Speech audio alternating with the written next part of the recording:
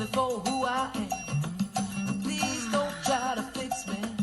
Love me for who I am. Please don't try to fix me. Please don't try to fix me. You gotta celebrate me, motivate me, invigorate me. Love me for who I am. Love me, love me, love me, love me, love me, love me for who I am. The Lover by Harold Pinter. A detached house near Windsor. The stage consists of two areas. Living room right with small hall and front door up center. Bedroom and balcony on level left. There's a short flight of stairs to bedroom door. Kitchen off right. A table with long velvet covers stands against the left wall of the living room center stage. In the small hall there is a cupboard. The furnishings are tasteful, comfortable. Sarah is emptying and dusting ashtrays in the living room. It is morning. She wears a crisp, demure dress. Richard comes into the bedroom from bathroom off left.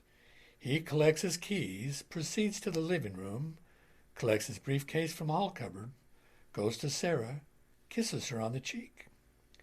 He looks at her a moment, smiling. She smiles back. Your lover coming today? Mm-hmm. What time? 3. Will you be going out or staying in? Oh, I think we'll stay in today. I thought you wanted to go to that exhibition. Oh, I did, yes. But I think I'd prefer to stay in with him today.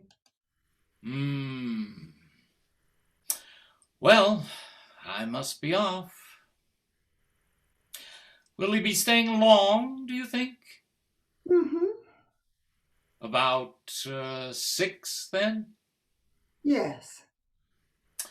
Well, have a pleasant afternoon. Mm-hmm. Bye-bye. Bye. He opens the front door and goes out. She continues dusting. The lights fade. Fade up. Early evening.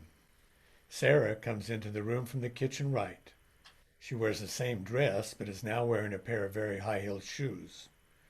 She pours a drink and sits on the chaise lounge with a magazine.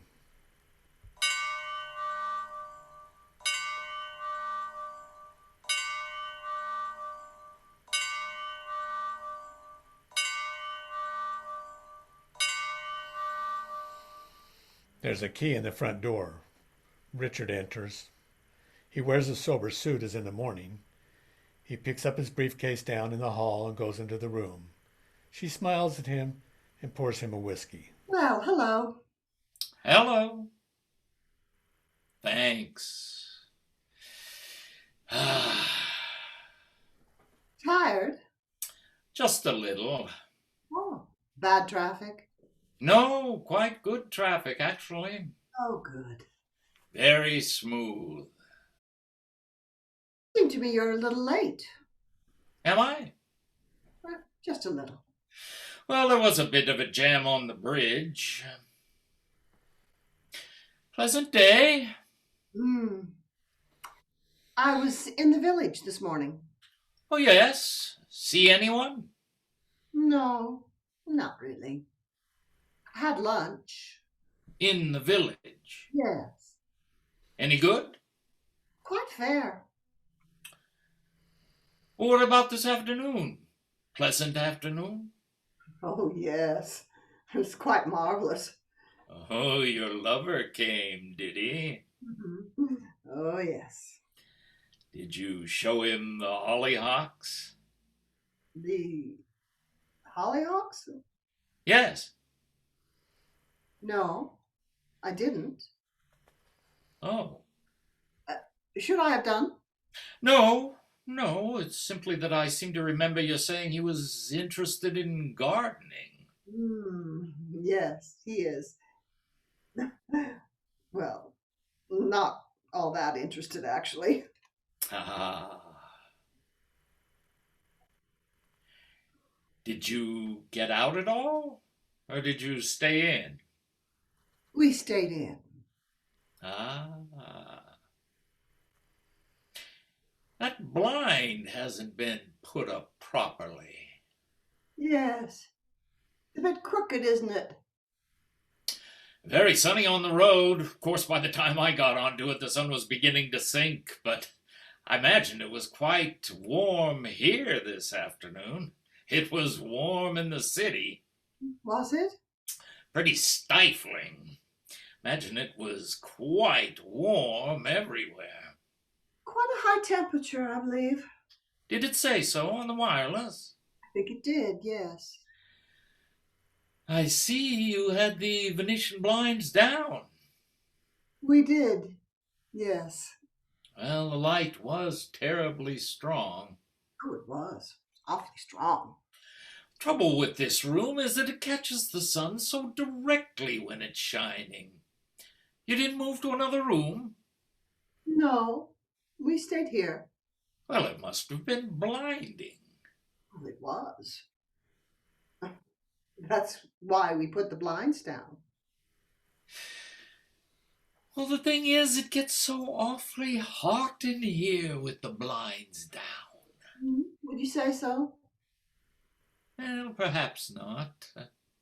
Perhaps it's just that you feel hotter. Yes, that's probably it.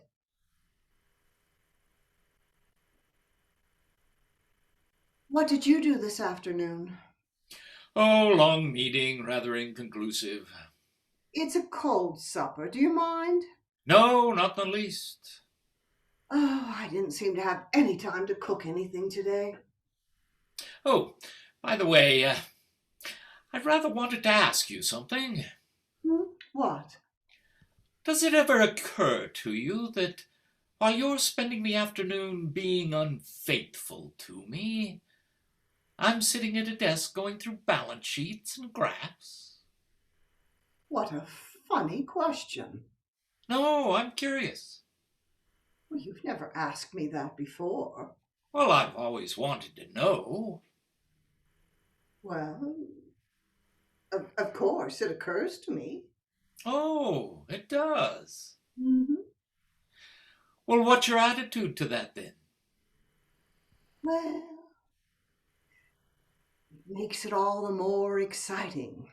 Does it, really? Of course. You mean while you're with him, you actually have a picture of me sitting at my desk going through balance sheets? Well, only at certain times. Well, of course. Not all the time. Well, naturally. At particular moments. But in fact, I'm not completely forgotten. Well, not by any means. Well, that's rather touching, I must admit. How could I forget you? Well, quite easily, I should think. But I'm in your house. With another. But it's you I love. I beg your pardon. But it's you I love. Well, let's have another drink. Oh, what shoes are they? Those shoes. They're very unfamiliar. Very high-heeled, aren't they? Oh, mistake. Sorry. Sorry. I beg your pardon. I'll take them off. Not quite the most comfortable shoes for an evening at home, I would have thought. She goes into the hall up center, opens the cupboard, puts high-heeled shoes into the cupboard, puts on low-heeled shoes. He moves to the drinks table, pours himself a drink. She moves to center table, lights a cigarette. So, you had a picture of me this afternoon, did you? Sitting in my office. I did, yes. Wasn't a terribly convincing one, though. Oh, why not? Because I knew you weren't there. I knew that you were with your mistress. Was I? Aren't you hungry? No, I had a heavy lunch. How heavy? Oh, what a beautiful sunset. Well, weren't you? What, mistress? Oh, Richard. No, no, it's simply the word that's so odd. It is? Why? I'm honest with you, aren't I? Now, why can't you be honest with me? But I haven't got a mistress. I'm very well acquainted with a whore, but I haven't got a mistress. There's a world of difference. A whore? Yes, just a common garden slut. Nothing worth talking about. Handy between trains, nothing more. But you don't travel by train. You travel by car. Quite quick cup of cocoa while they're checking the oil and water. Oh, sounds utterly sterile. No. I must say, I never expected you to admit it so readily. Oh, why not? You've never put it to me so bluntly before, have you? Frankness at all costs, essential to a healthy marriage. Don't you agree? Of course. I mean, you're utterly frank with me, aren't you? Utterly. About your lover. Well, I must follow your example. Thank you. Yes, I have suspected it for some time. Have you really? Mm-hmm. Perceptive.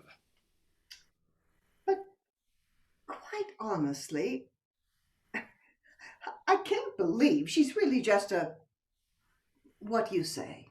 Why not? That's just not possible. I mean, you have such taste.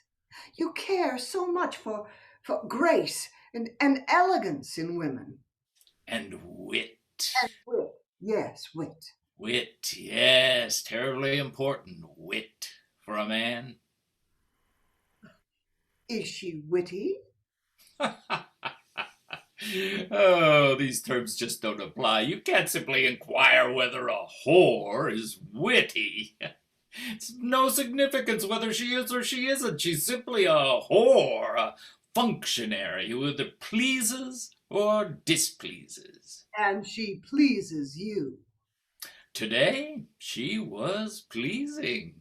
Tomorrow, one can't say. I must say, I find your attitude toward women rather alarming. Why? I wasn't looking for your double, was I? I wasn't looking for a woman I could respect as you, whom I could admire and love as I do you, was I?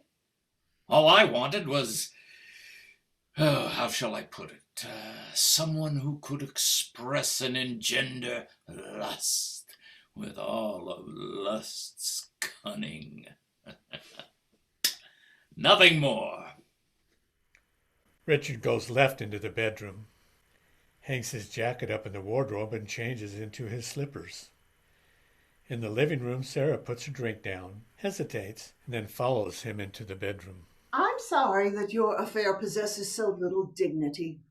The dignity is in my marriage. Your sensibility. The sensibility, likewise. I wasn't looking for such attributes. I find them in you. Well, why did you look at all? What did you say? Why look elsewhere at all? But my dear, you looked. Why shouldn't I look? Well, who looked first? You? Oh, I don't think that's true. Who then? As she looks at him with a slight smile, the lights fade. Fade up, night. Moonlight on the balcony. Richard comes in the bedroom in his pajamas. He picks up a book and looks at it. Sarah comes from the bathroom in her nightdress. Sarah sits at the dressing table and combs her hair. Richard, Hmm? do you ever think about me at all when you're with her? Oh, a little. Not much. We talk about you.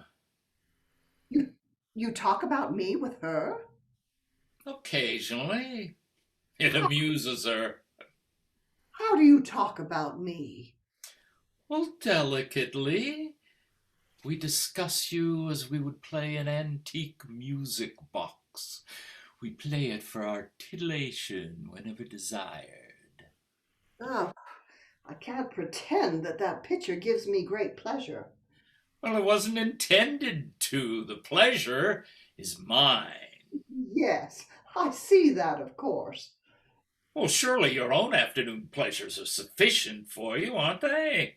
You don't expect extra pleasure from my pastimes, do you? No, not at all. Well, then why all these questions? Well, it was you who started it, asking me so many questions about my side of it. You don't normally do that. Objective curiosity, that's all. Oh, you're not suggesting I'm jealous, surely? Oh, darling, I know you'd never stoop to that. Good God, no. Oh, but what about you? You're not jealous, are you? No.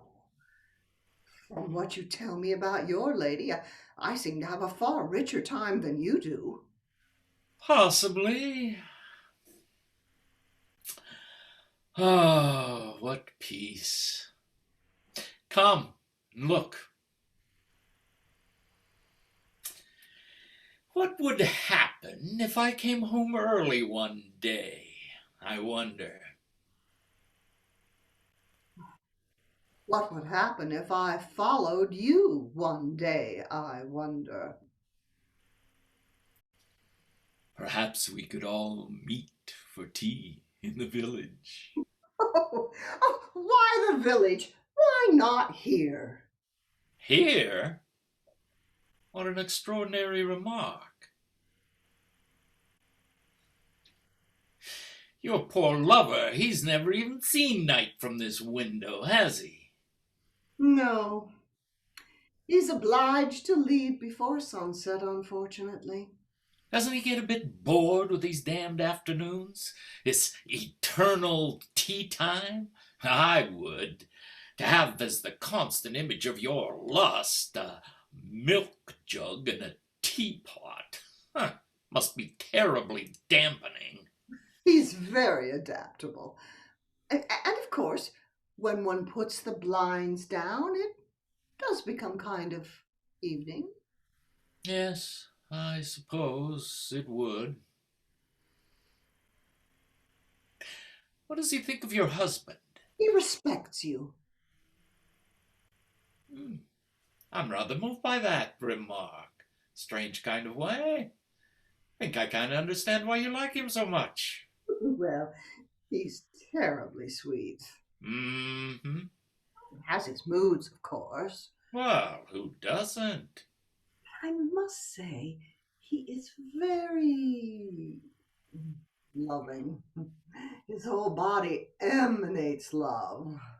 Oh, how nauseating. No, Manly with it, I hope. entirely. Oh, sounds tedious. Not at all. He has a wonderful sense of humor. Oh, jolly good. Makes you laugh, does he? Well, mind that the neighbors don't hear you. The last thing we want is gossip. It's wonderful to live out here, so far from the main road. We're so secluded. Yes, I do agree. They get into their bed. He picks up his book and looks at it. Oh, this isn't much good. He closes it and puts it down. He switches off his bedside lamp, and she does the same. There's moonlight. He's married, isn't he? Mm-hmm. Happily. Mm-hmm. And You're happy, aren't you? You're not in any way jealous. No? Good. Because I think that things are beautifully balanced, Richard. The lights fade. Fade up. Morning. Sarah, putting on her negligee in the bedroom, she begins to make the bed. Darling, will the shears be ready this morning? The what? The shears. No, not this morning. Not till Friday. Well, bye-bye. Richard, you won't be home too early today, will you? Do you mean he's coming again today? Good gracious. He was here yesterday. Coming again today? Yes. Oh, well, no, I won't be home early. I'll, go to the National Gallery. Right. Bye-bye. Bye. The lights fade. Fade up. Afternoon. Sarah comes downstairs into the living room. She wears a very tight, low-cut black dress. She hastily looks at herself in the mirror. Suddenly notices she's wearing low-heeled shoes. She quickly goes to the cupboard, changes them for her high-heeled shoes. Looks again in the mirror, smooths her hips, goes to the window, pulls down the Venetian blinds, opens them and closes them until there's a slight slit of light.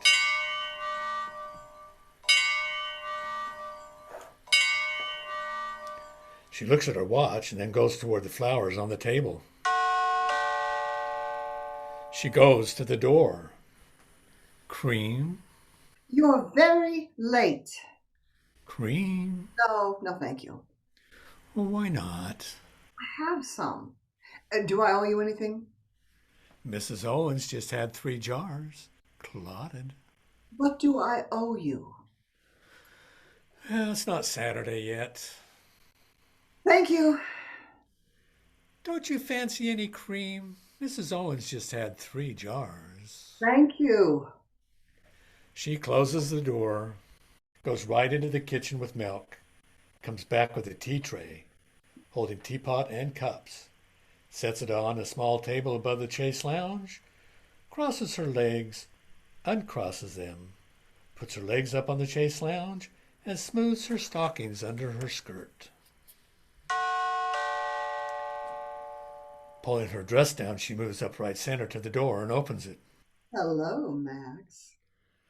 Richard comes in. He's wearing a suede jacket and no tie. He walks into the room and stands. She closes the door behind him, walks slowly down past him and sits on the chaise lounge, crossing her legs. He moves slowly to the chaise, stands very close to her at her back. She arches her back, uncrosses her legs, moves away to the chair down right. He looks at her, then moves toward the hall cupboard, brings out a bongo drum. He places the drum on the chaise lounge. She rises, moves past him towards the hall, turns and looks at him. He moves below the chaise. They sit at either end. He begins to tap the drum.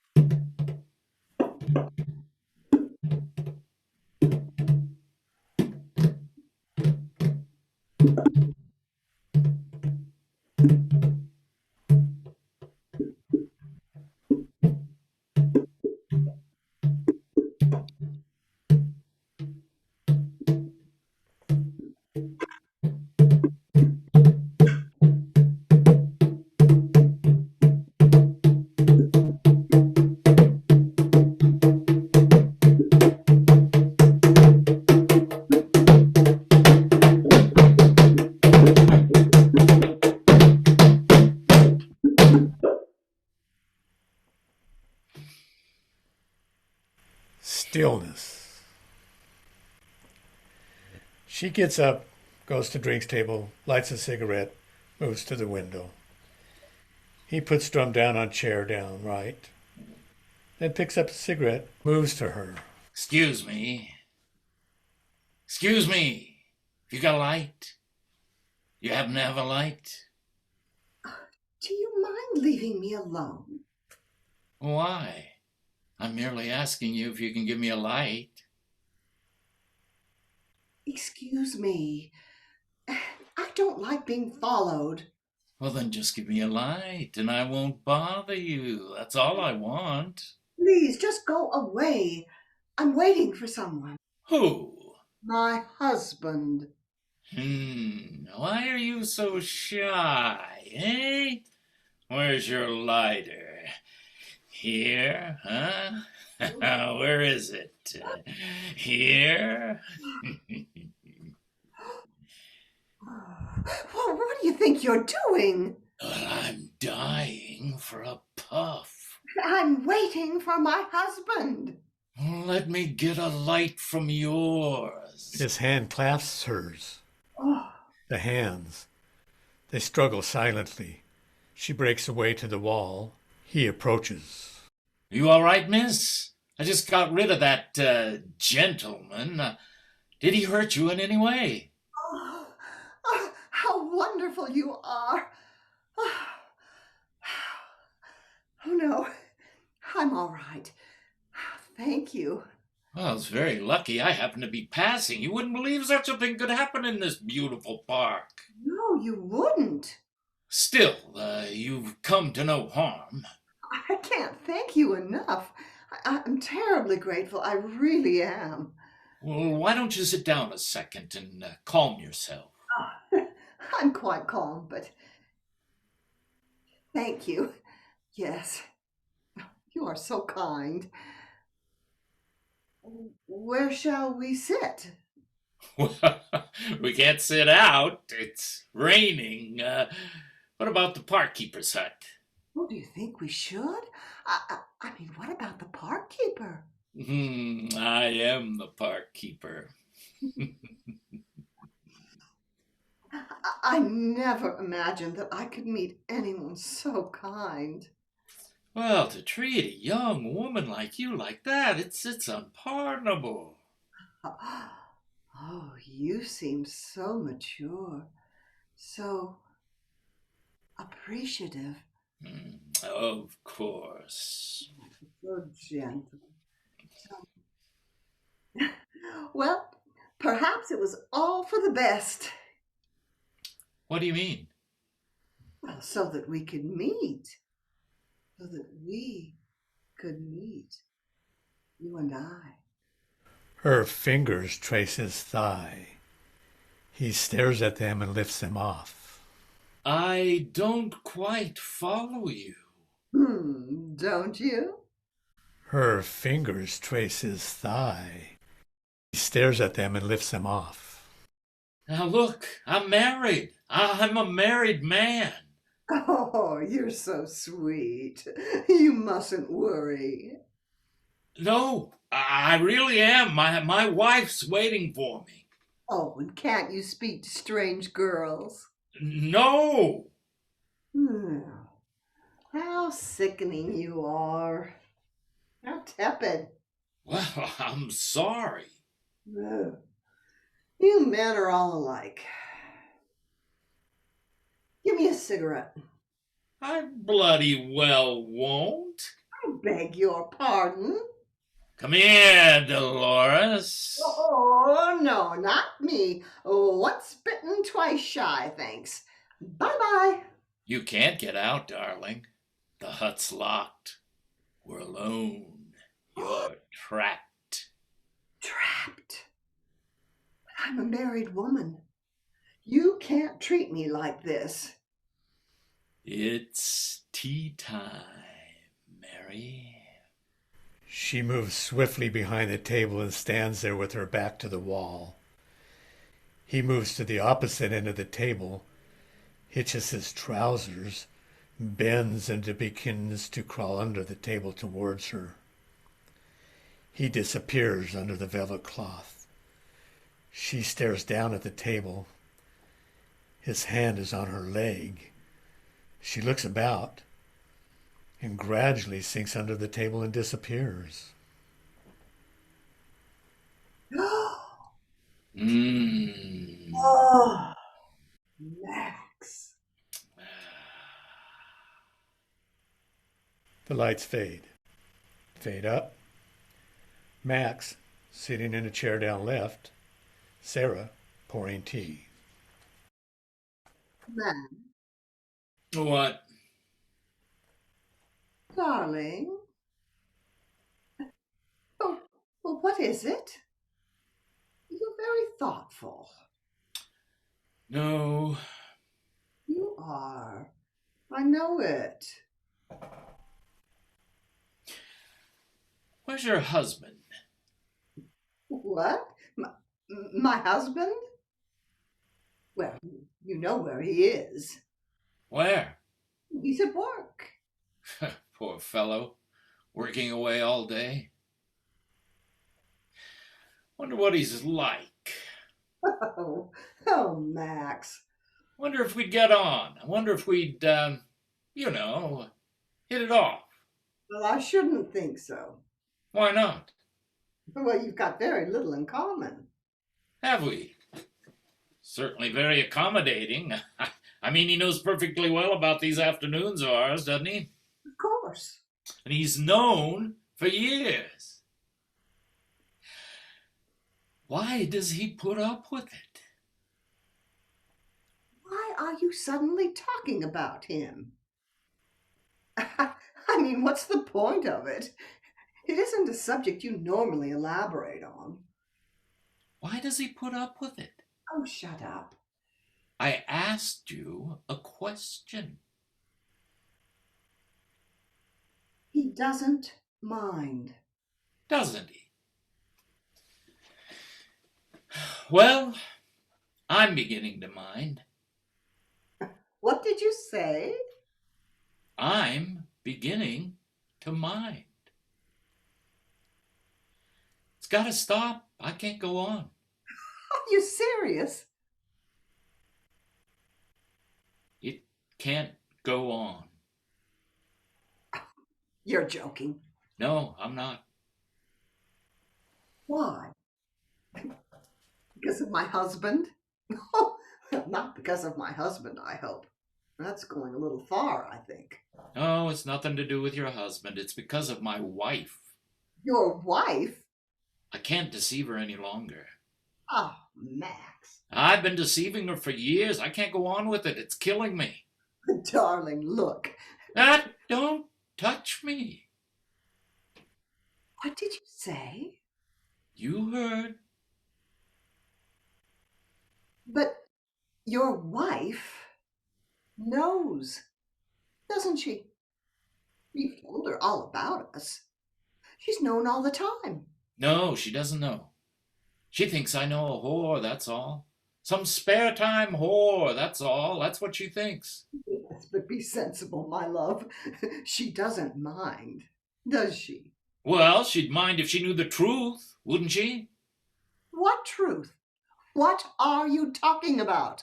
She'd mind if she knew that, in fact, I've got a full-time mistress, 2 or 3 times a week. A woman of grace and elegance and wit, imagination. Yes, you have. In an affair that's been going on for years. But she doesn't mind. She wouldn't mind. She's happy. She's happy. Oh, we should stop with this rubbish anyway. You're doing your best just to ruin the whole afternoon. You don't really think that you could have what we have with your wife, do you? I mean, my husband, for instance. Your husband, how does he bear it? Doesn't he smell me when he comes back in the evenings? What does he say? He must be mad. Now, What's the time? 4:30? Now, when he's sitting in his office, knowing what's going on here, what does he feel? How does he bear it? Oh, Max. How? He's happy for me. He appreciates the way I am. He understands. Perhaps I should meet him, have a word with him. Oh, are you drunk? Perhaps I should do that. After all, he's a man like me. We're both men. You're just a bloody woman. Stop it. What is the matter with you? What's happened? Please, just stop it. What are you doing? Are you playing a game? A game? I don't play games. Oh, don't you? Oh, you do. Usually I like them. I've played my last game. Why? The children. What? The children. I've got to think of the children. What children? Oh, my children. My wife's children. Any minute now they'll be getting home from boarding school, and I've got to think of them. I want to whisper something to you. Just listen. Just let me whisper to you. Can I, please? It's whispering time. Earlier, it was tea time, wasn't it? Wasn't it? Yeah. It's whispering time. Oh, you like me to whisper to you. You like me to love you, whispering. Well, you like to take tea with me? You do that, don't you? That's what we are. That's us. Love me. You're too bony. That's what it is, you see. I could put up with everything if it wasn't for that. You're too bony. Me? Bony? Oh, don't be ridiculous. I'm not. How can you say I'm bony? Every move I make, your bones stick into me. I'm sick and tired of your bones. What are you talking about? I'm telling you, you're too bony. But I'm fat. Look at me. Well, I'm plump anyway. You always told me I was plump. You were plump once, but you're not plump anymore. Look at me. You're not plump enough. You're nowhere near plump enough. You know what I like? I like enormous women, like bullocks with udders. Vast, great, uddered bullocks. You mean cows?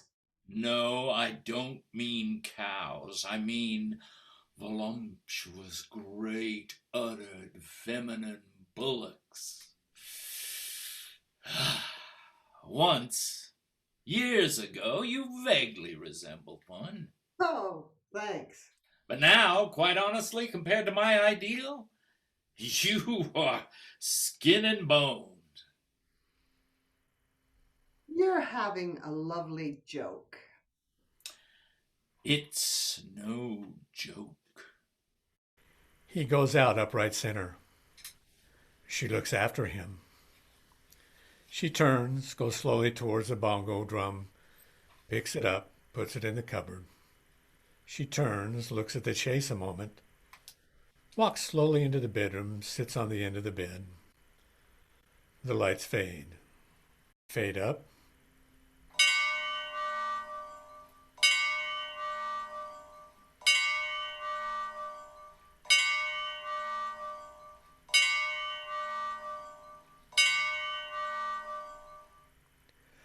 Richard comes in the front door.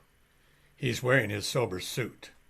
He puts his briefcase in the cupboard, hat on the hook, looks about the room, and pours a drink. Sarah comes into the bedroom from the bathroom wearing a sober dress. They both stand quite still in the two rooms for a few moments. Sarah moves to the balcony down left and looks out. Richard comes into the bedroom. Hello. Hello. Watching the sunset? Drink? Not at the moment, thank you. Oh. What a dreary conference. Went on all day. Terribly fatiguing. Still, good work done, I think. Something achieved. Sorry I'm rather late. I had to have a drink with one or two of the overseas people. Good chaps. How are you? Uh, fine. Good.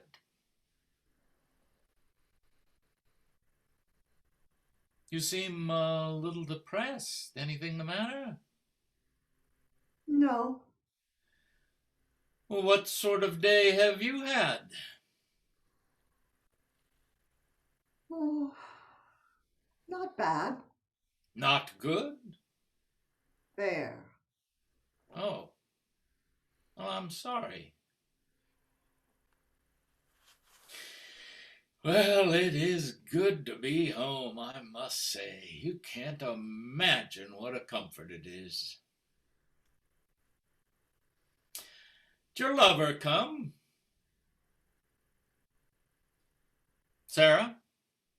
What? What? Sorry, I was thinking of something. Did your lover come? Oh, yes. Yes, he came. In good shape? I have a headache, actually. Wasn't he in good shape? We all have our off days. He too? Well, I thought the whole point of being a lover is that one didn't. I mean, if I, for instance, were called upon to fulfill the function of a lover and felt disposed, shall we say, to accept the job, well, I'd as soon give it up as be found incapable of executing its proper and consistent obligation. You do use long words. Would you prefer me to use shorter ones? No. Thank you. Well, I'm sorry you had a bad day. Well, it's quite all right. Perhaps things will improve. Perhaps. I hope so. Sarah leaves the bedroom, goes right into the living room, lights a cigarette and sits. He follows her. Nevertheless, I find you very beautiful. Thank you. Yes, I find you very beautiful. I have great pride being seen with you when we're out to dinner or at the theater Well, I'm so glad. or at the hunt ball. Yes. The hunt ball. Great pride to walk with you as my wife on my arm, to see you smile and laugh and walk and talk and bend and be still. Hear your command of contemporary phraseology and your delicate use of the very latest idiomatic expression, so subtly employed. Oh, yes, to feel the envy of others, their attempts to gain favor with you by fair means or foul, and your austere grace just confounding them. And to know that you are my wife, it's a source of profound satisfaction for me. So, what's for dinner? Oh, I haven't thought about it. Oh, why not? I find the thought of dinner fatiguing. I prefer not to think about it. Well, that's rather unfortunate. I'm hungry. Well, you hardly expect me to embark on dinner after a day spent sifting matters of high finance in the city. Oh, boy. Oh, One could even suggest that you are falling down on your wifely duties. oh dear. I must say, I rather suspected that this would happen sooner or later. And how's your whore? Splendid. Oh, fatter or thinner? I beg your pardon. Is she fatter or thinner? She gets thinner every day. Oh, that must displease you. No, not at all. I'm fond of thin ladies. Oh, I thought the contrary. Really? Why would have you thought that?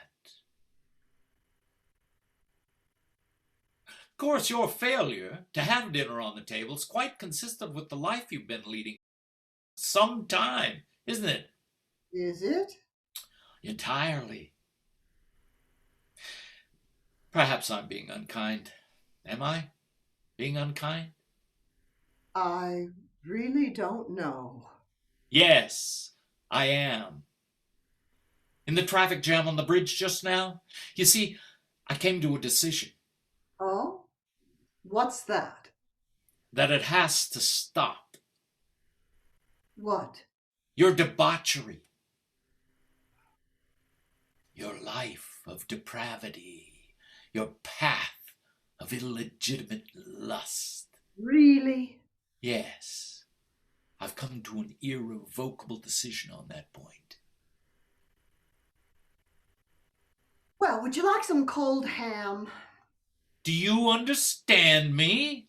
Not at all. I have something cold in the fridge. Too cold, I'm sure. The fact is, this is my house, and from today I forbid you to entertain your lover on these premises. And this applies at any time of the day. Is that understood?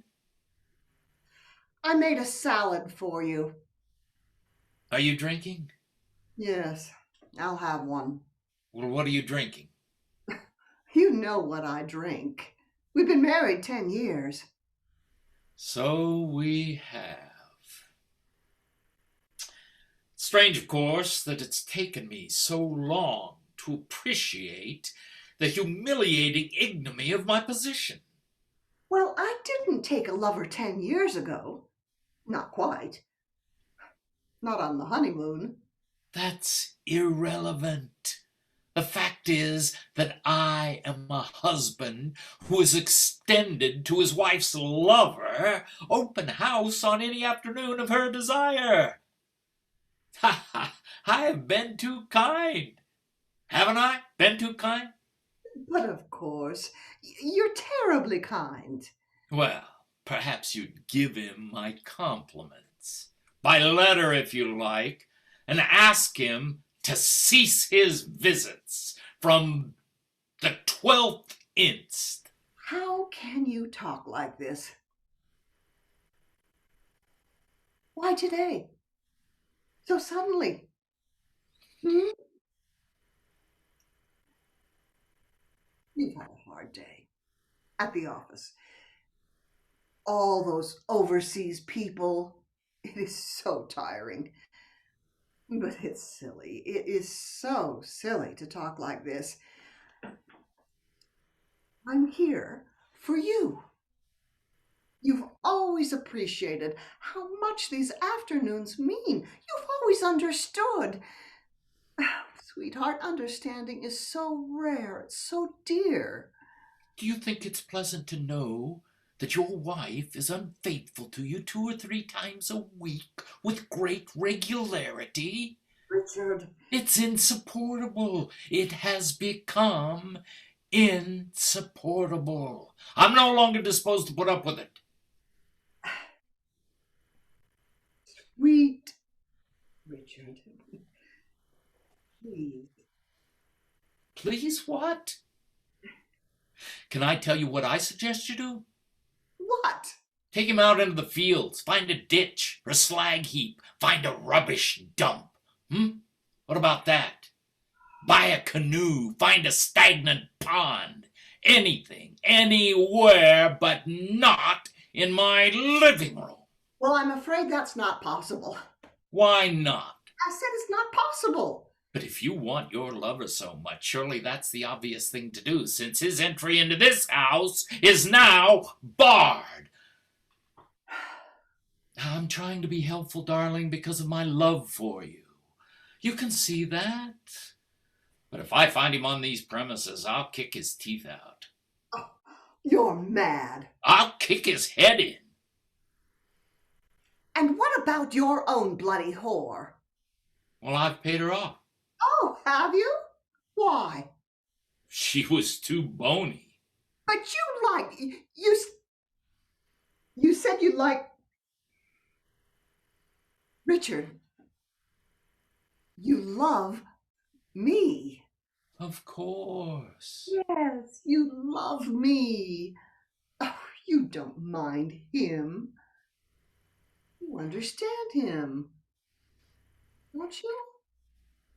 I mean, you know better than I do, darling. All's well. The evenings, the afternoons. Listen, I do have dinner ready for you. It's ready. I wasn't serious. It's beef à la bourguignon. And tomorrow I'll have chicken chasseur. Would you like that? You adulteress. You can't talk like this. It's impossible. You know that you can't.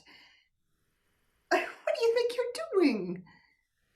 He remains looking at her for a second, then moves into the hall. He opens the hall cupboard and takes out the bongo drum. She watches him. He returns. What's this? I found it some time ago. What is it? You shouldn't touch that. But it's in my house. It either belongs to me, or to you, or to another. It's nothing. I bought it at a jumble sale. It's nothing. Well, what do you think it is? Just put it back. Nothing. This, a drum in my cupboard? Put it back. Isn't by any chance anything to do with your illicit afternoons? Not at all. Why should it? It's used. This is used, isn't it? I can guess. You guess nothing. Here, give it to me. Oh, how does he use it? How do you use it? Do you play it while I'm at the office? What function does this fulfill? It's not just an ornament, I take it. What do you do with it? You have no right to question me like this. No right at all. It was our arrangement. No questions of this kind. Please. Please don't. It was our arrangement. I want to know. Don't. Do you both play it? Do you both play it together? Oh, you stupid. Do you think that he is the only one who comes? Do you? Do you think he's the only one I entertain? Don't be silly. I have other visitors. Other visitors all the time. I receive all the time. Other afternoons when neither of you know. Neither of you. I give them strawberries in season with cream. Strangers, total strangers. Oh, but not to me. Not while they're here. They come to see the hollyhocks. And then they stay for tea. Always, always. Is that so?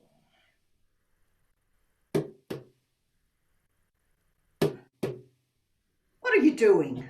Is that what you do? Huh? Like that?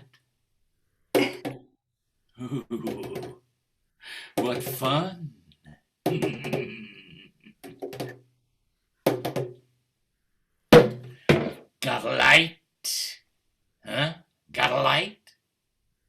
Come on. Don't be a spoiled sport. Your husband won't mind if you give me a light. You look a little pale. Why are you so pale? Lovely girl like you. Say that. You're trapped. We're alone. I've locked up. Mustn't do this. You mustn't. You mustn't do it. He won't mind. No one else knows. No one else can hear us. No one knows we're here. Come on. Give us a light. You can't get out, darling. You're trapped.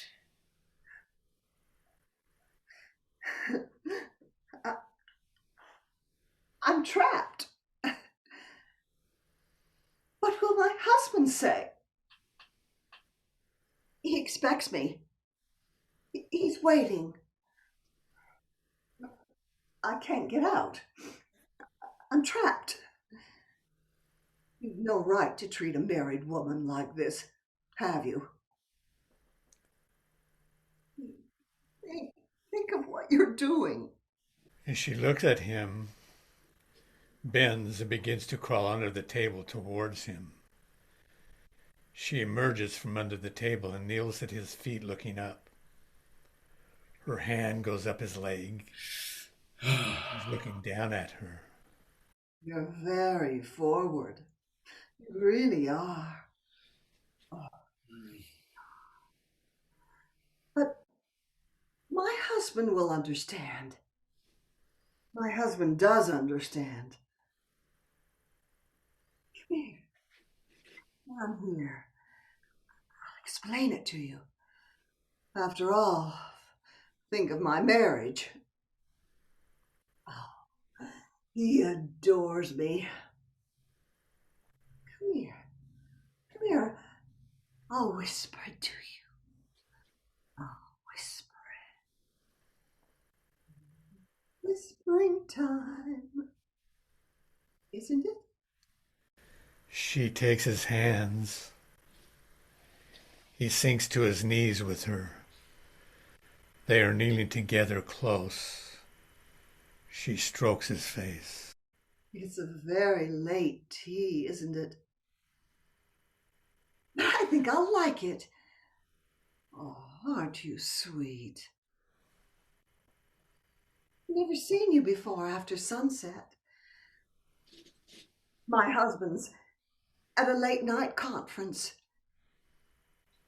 You look different. Why are you wearing that strange suit and that tie? You usually wear something else, don't you? Look at your jacket. Would you like me to change? Would you like me to change my clothes? I'll change for you, darling. Shall I? Would you like that? Oh, yes. Change.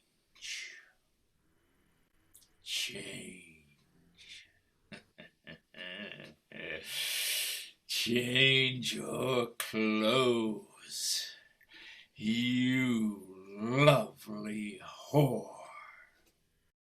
They are still kneeling, she leaning over him. The lights fade.